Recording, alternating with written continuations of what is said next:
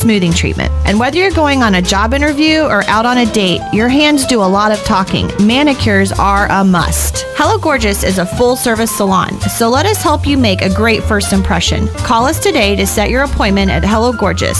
Our number is 352-351-5358. Again, that's 352-351-5358. Hello Gorgeous is conveniently located in the heart of downtown Ocala, right next to the historic Marion Theater. And don't forget, we also do men and children's cuts too. Hello, Gorgeous. If you still need financial help to fix damage caused by Hurricane Irma, listen to AM Ocala Live Thursday morning, October 26th from 7:15 till 8 a.m. when Robin and I will have representatives from both FEMA and the Small Business Administration giving vital information, especially if you have already applied for aid but are not satisfied with your results. Our guests have information that might help right here on The Source, WOCA. Ocala's information station, 1370 WOCA. Ocala.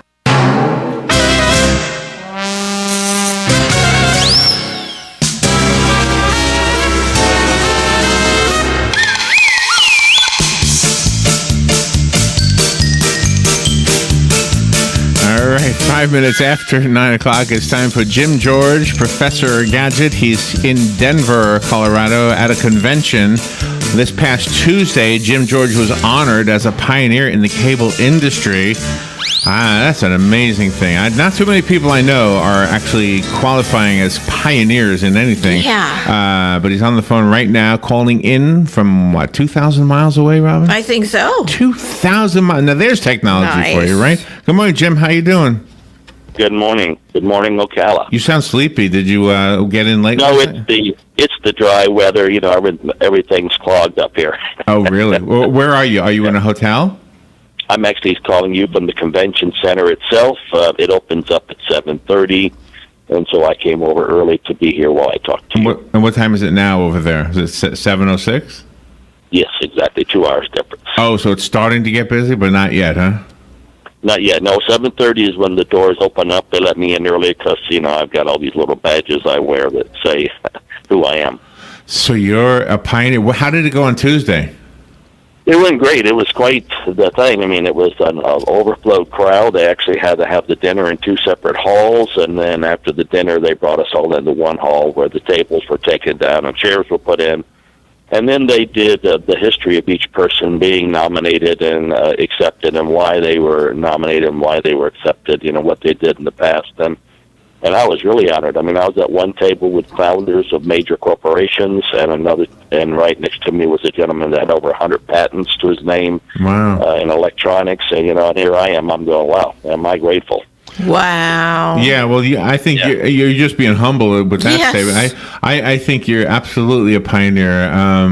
Gosh, I mean, what I would love to do, I don't know if we want to do it today, but I just, when I hear that you were so involved, I kind of take you for granted. I'm ashamed to say. I never realized, we could really dig deep and see what was it like in the early days. So could I get a little sample of that? What was it like in the early days?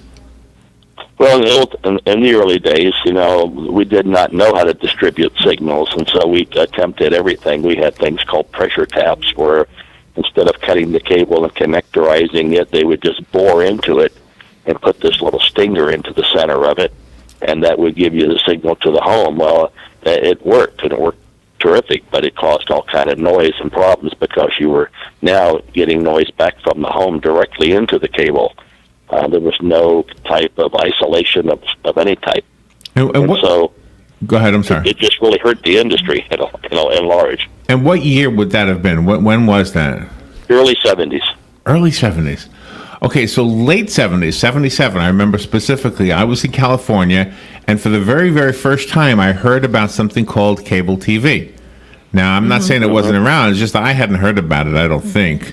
But I remember my brother had a box on his TV, and that box enabled you to watch something called the Z Channel, which was all movies without commercials. And they were paying extra for it. When I say they, I mean my brother and his roommate.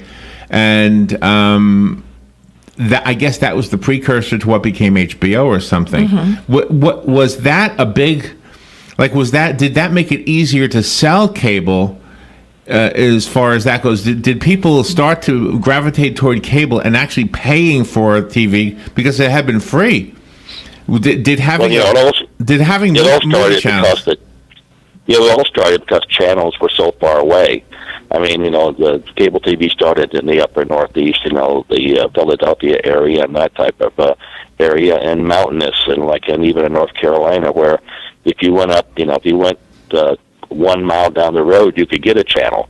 But if you came back to your house, you couldn't because the mountain or range stopped it. And so antennas went up and towers went up, and before you knew it, they had to distribute it. And then when what you're speaking about, the HBO or the pay TV, the set-top boxes had 25-foot cords. There were no remote controls. You could change it from your armchair, but you had this 25-foot cord on the ground, going to your TV set-top box. And in the Cable TV Museum here in Denver, Colorado, they actually have 2 museums. They have the National Cable Television Institute Museum, which deals with programming and the major cable companies. And then you have the Society for Cable Television Engineers, which deals with all the electronics and all the paraphernalia connected to the electronics, the set-top boxes, so on and so forth. And it's a sight to walk through there as an engineer type person and see all the stuff that we used to work with years ago. And then when you go to the National Cable Television Institute to see the very first launching of HBO, when in the very first launch of TBS, they actually have them video recorded. So, as you walk through, it's an experience, and pushing buttons on the wall, you get to see the very first launch of HBO, the very first commercials, and it's really unique. Did you feel overwhelmed at times when this industry started to grow? Because it seemed like it was slow at first, and then it just took off from all directions.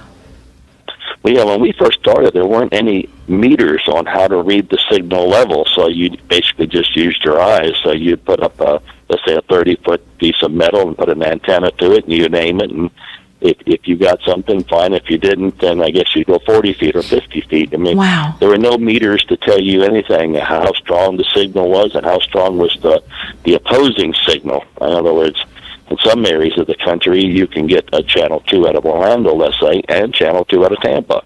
And those two would buck themselves, and then you get these Venetian blinds rolling up or rolling down in your picture. That's 2 channels trying to compete with each other. And then, and then when the meters finally came out, the very first commercial meter was called a 704B, as in boy.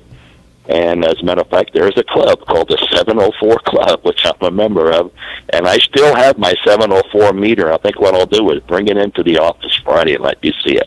The very first cable TV meter. Oh, my gosh. Wow. So when you were out there for the induction, and maybe even since then, is anybody asking you for museum pieces like that? Are they going to establish a museum? Yeah, so the museum, the Cable TV Museum, the technical one, which is the Society for Cable Television Engineers, they have a 704, and they have its predecessor, the 727, and then they have every meter, thereafter, even the homemade meters. In other words, if you remember the name Setchell Carlson Radio, Bart Setchell, actually from Lantana, Florida, made a homemade meter, and they even have a copy of his homemade meter, in the museum. Oh, wow. Gosh. And all these things work. They have working models where you can go up and change the channel and fine-tune the meter and everything. So it's not just there on display, it's actually in use. Do you think that somebody with your background has an advantage over somebody new coming into your profession, or does knowing what you used to know matter anymore? Is that stuff so obsolete that it's not even necessary to know anymore? Well, we must keep the network operational, the coax and all the connectors and now the fiber and all of its connectors. But what goes into that coax or into that fiber has changed dramatically.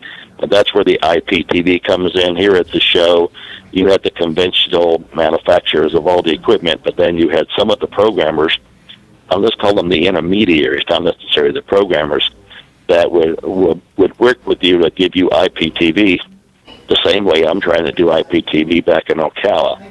And they were coming around to the different manufacturers' booths saying, hey, if you're installing a new system for someone, keep us in mind. We can give them the programming and stream it to them. Well, we never heard of streaming. I mean, we had to put up our own antennas, our own dishes, our own everything. Right. Now, one place will just stream it to Cox or stream it to Charter or whoever. That's pretty exciting. Jim George is on the phone, and as you know, Jim does this segment every Friday, and this week it's a special week for Jim because he is a pioneer in the cable industry, and that's just not us saying that. He's being honored out in Denver, Colorado, at an event that happened this past Tuesday. Where did you get an award or some kind of a plaque? I did, and I'll bring that in. Well, first of all, they give you a little Pell pen that now when you get your name badges at any of the other sessions that are coming up, you could wear your name badge, your little pen. And then they give you a wall plaque. And, of course, they do pictures with you with your tuxedo. Wow. So this is like the second time ever I've worn a tuxedo. And I'll bet your daughter looked very elegant, too, in her gown. Oh yeah, she was. She went all out, you know. And Robin, you'd appreciate this. Is so funny being a woman. So she goes to buy a brand new pair of shoes for the event, and she finds the exact pair of shoes she wants, and she tries on the right one, and it fits perfect. And she says, "This is the one I want." She goes up to the counter, she pays for it, she brings it all the way to Denver.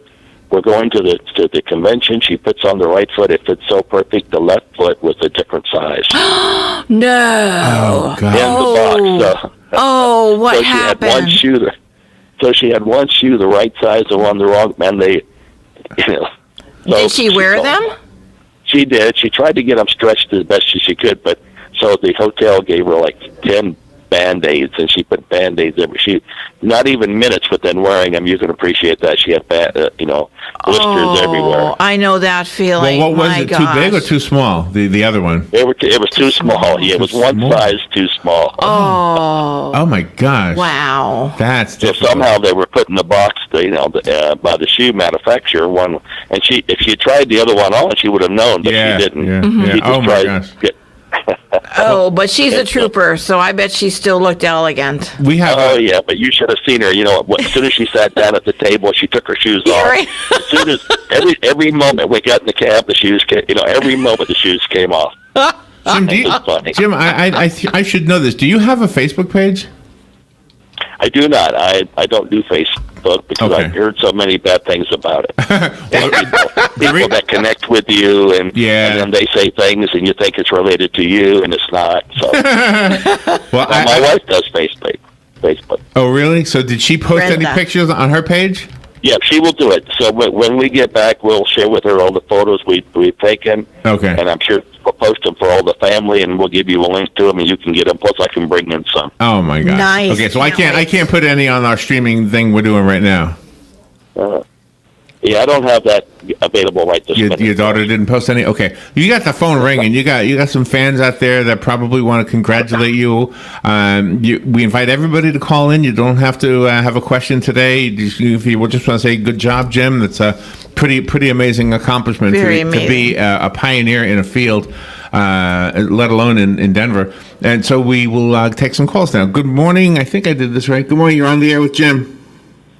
Good morning, Jim.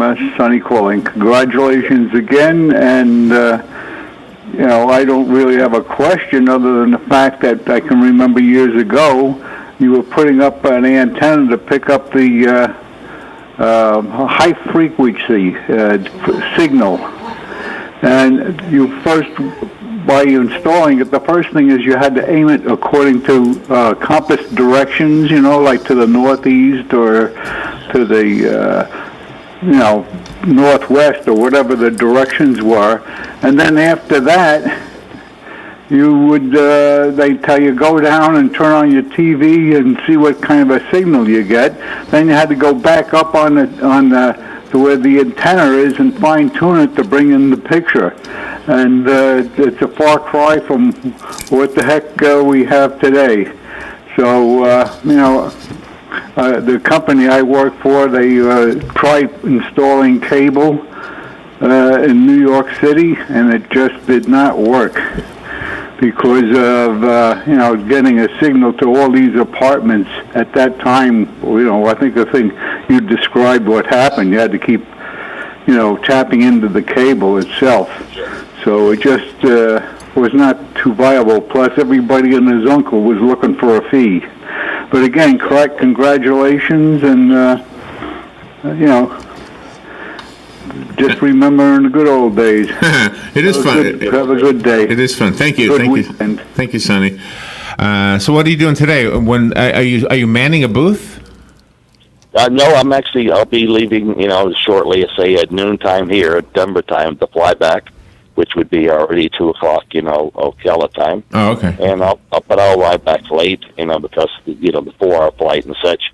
But even the technology has changed. Like spectrum analyzers is basically a visual level meter that lets you see what's out there with your eyes instead of reading a number like this is 10 dB or 20 dB. You get to see it, and you get to see all the opposing channels that are trying to come through and their levels. Those things were $50,000 back in the 80s, and they were like $20,000 in the year 2000. And I just literally bought one off the floor yesterday for $4,500. Wow. Brand new with all the latest and greatest technology. Wow. Which if I get an opportunity to, I'll bring it by Friday. And are you having that shipped home, or are you allowed to carry it on the plane? Oh, well, no, I didn't carry it on the plane because there's no way I'm going to put $4,500 in a whole baggage, Oh. It could get damaged. So, no, I'll either that or I'll just have the FedEx here at the convention center just box it, ship it to me. Oh, okay. So All right. I'll have Nice. it Monday morning. All right, let's Nice. take. I'm sorry. Go ahead. It's real dry out here, and I know that we should be so proud of Ocala. This convention center is gorgeous and it's huge, and the hotels and everything are fantastic. But the downtown area of Denver is the pits, sidewalks that are just disaster areas, and cave-ins and broken sidewalks, and I mean we should be so proud of Ocala. Wow, that's nice. love That's that. nice to hear. I feel bad for Denver, but Oh, no, Ocala, it's our home. all right. Nice. All right, let me squeeze in another call. Good morning. You're on the air with Jim George. Yes, congratulations, and Ocala is very proud of you. And I believe myself that you should be the Grand Marshal at the Christmas parade. Nice. I like that. Like that a lot. So let's get somebody to say something that's important to get that man in that parade where he belongs. Yeah. Hey, that's not a bad idea, Jim. What do you think? You want to be the grand? Well, I guess if they want me to, yeah, I'll be glad to. Mayor, are you listening? Mayor Kent George, a Quinn. real quick question. I've been to Denver several times, and I always noticed because you're a mile high in elevation that I had always like a little slight chest pain and maybe a little slight trouble breathing. Did you notice that yourself? Well, not so much the pain, but it's hard to breathe in the sense of it's so dry. Yeah. I find myself right. chewing lozenges and drinking water, and it's dry. I always wondered how those football players that visit from other states can go through a football game without having being really exhausted and breathing heavy. Yes, yeah. Yeah. Okay, we'll see you in the Christmas parade. All right. Thank you. Okay. Yeah. Well, you should be in the Christmas parade, whether you're the they probably have figured that one out already. Who's the marshal? But yeah, you should be. Well, we could have two. We could have co-marshals or something. See that, Mayor Gwynn? I'm not saying no. I don't think it's up to the mayor. I know, but he could put in his, Oh, use his leverage. use his leverage. He's an important guy here. He's a nice guy. Oh my gosh, I had a question for Jim. I can't remember what it was. I was going to ask where the pictures were. There are no pictures. Okay. No. Let me squeeze in a break. I know we've missed it. Oh, you know what I wanted? You know what I wanted to tell you? Because of the storm, two things I want to tell you from the storm, from Hurricane Irma. All right. Yesterday during the Veterans Show, we found out that the lower level of the Cascades, where we used to be, Yes. was so flooded. Almost all of those people have now either moved out or moved upstairs. Have you heard wow. that? Yeah. No. So we got out in time. Good thing we weren't there. We would have had we would have had squishy shoes. But the other thing was FEMA is still they're coming back. They're going to come on the air with Robin and I next Thursday because some people feel like they did not get what they should have gotten to help put themselves back to normal financial wise. So they'll be here to answer questions about that. So it's not over yet. No. Wow. Just thought I'd share that with you. Yeah, I really feel bad for the people that had major damage to their houses. I mean, even along the road where on the way to my house, I see homes that have the trees still laying right across the roof. I mean, huge trees. Yeah.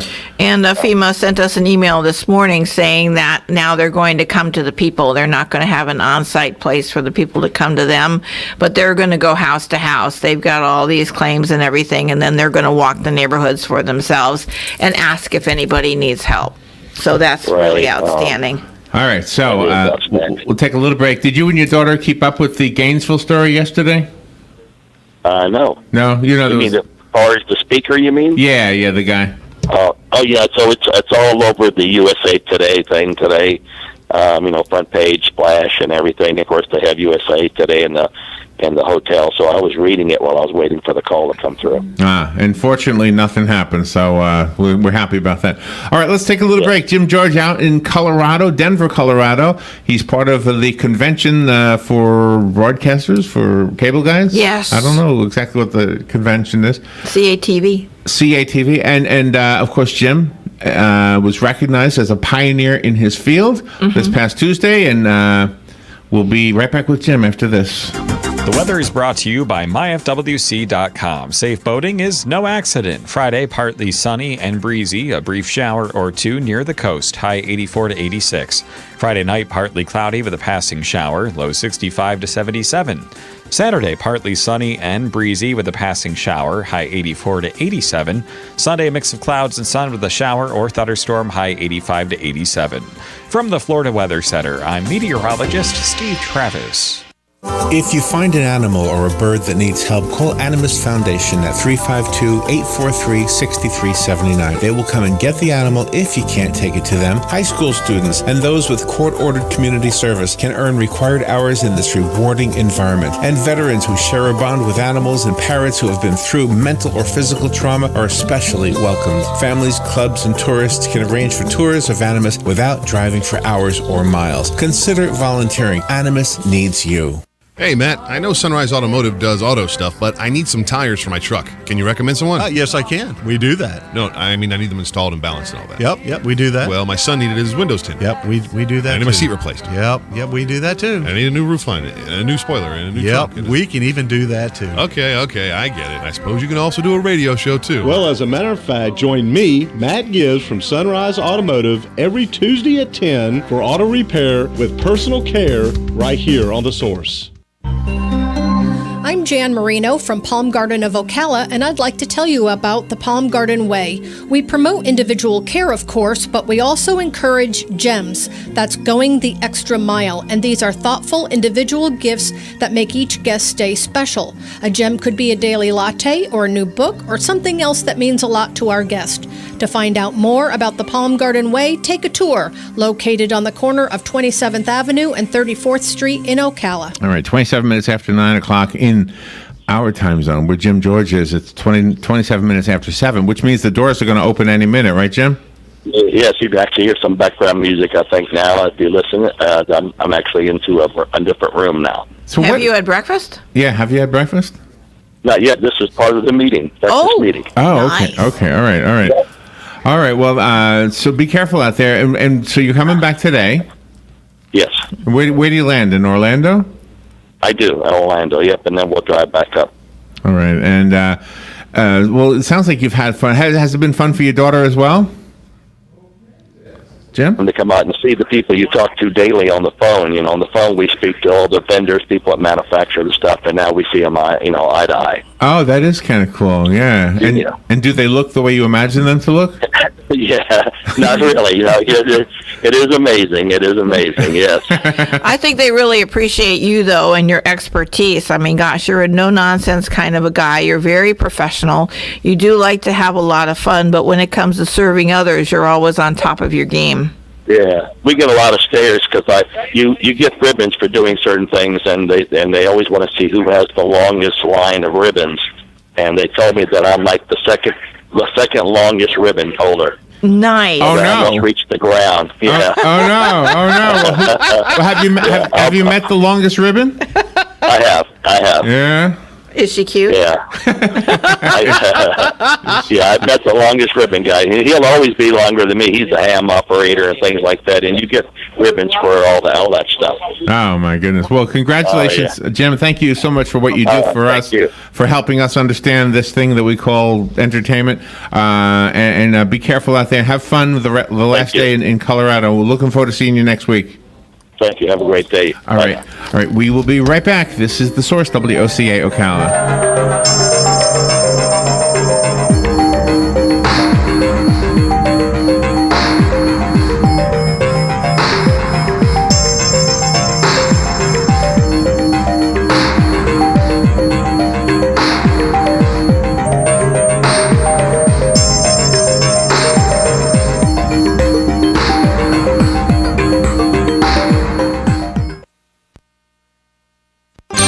The City of Ocala Department of Recreation and Parks are proud to present the 34th annual Light Up Ocala on November 18th. The fun starts on the square in downtown Ocala from 4 to 9 p.m. There'll be food vendors, 4 stages of entertainment, Whoville, Themed Kids Zone, the Downtown Holiday Skating Rink, crafts, the Junior Sunshine Christmas Parade around the square, and at about 7:30 p.m., the official Downtown Lighting Ceremony. See you at Light Up Ocala.